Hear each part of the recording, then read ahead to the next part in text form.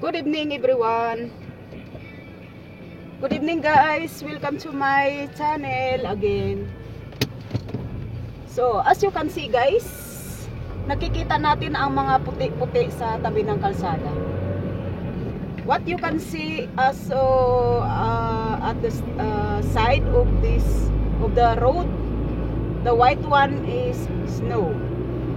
Because for 3 days ago there are snow, and that was nice because I love snow sometimes, because snow in Austria is not really every day, so that is why I love snow when it's snowing time, because we are thankful that sometimes there is snow. Kasi guys, pagka minsan talaga wala talagang snow, buong October, buong November, buong December, wala talagang snow. Kaya nga ano kami ngayon swerte kami ngayon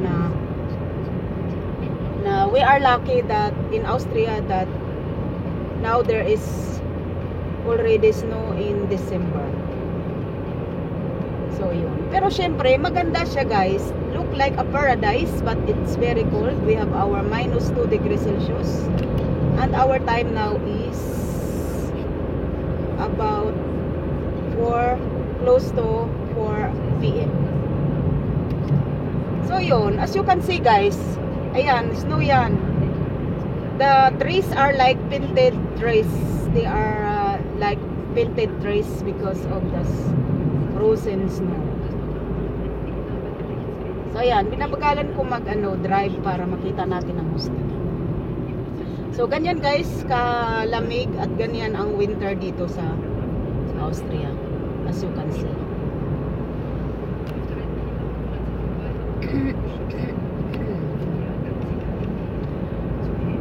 So ayan, ganun guys kami dito sa abroad, tiis-tiis lang, hindi kami masaya kami, syempre masaya, may trabaho, may kayang magbayad ng inuupahan. Pero syempre iba pa rin kapag nasa Pilipinas, dahil bayan natin yun bayan nating sinilangan. So hinahanap-hanap pa rin namin ang Pilipinas, pagkain.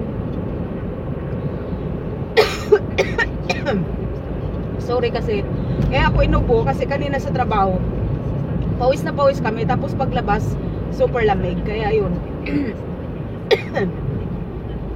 Talagang uubuhin ka talaga. So guys, enjoy watching the snow. And ayan, this is just video that I can show you, because I cannot invite you all here in Europe to see the snow personal. But of course, one of you are sure you can afford to come in Europe or in Japan or in Korea to see snow. Kaya lang tayong mga guys na nangangarap makarating ng snow ng Europe para makakita ng snow is i-try ninyong pupunta ng Korea, kasi sa Korea ang dami-dami rin nilang snow doon. Kasi ano lang yan 5 hours lang mula Pilipinas. Dito kasi sa Europe talagang babiyahe ka ng eroplano na aabutin ng 20 hours mahigit bago ka lilipad ka ng 20 hours mahigit bago ka makarating ng Europe. Tapos lilipat ka ng, depende kung anong airlines ang kukunin mo. Kasi nung una kong dating dito sa Europe, ang una kong stopover is Malaysia. Tapos mula Pilipinas, Malaysia, tapos Holland, tapos Holland to Austria. Tapos nung nagbakasyon naman kami 2007, Singapore naman ang aming baba. Tapos pagbalik namin is parang yata yung Germany.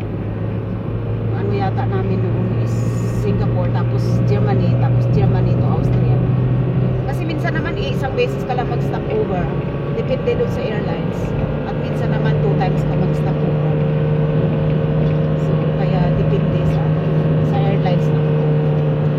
guys, as you can see, very white.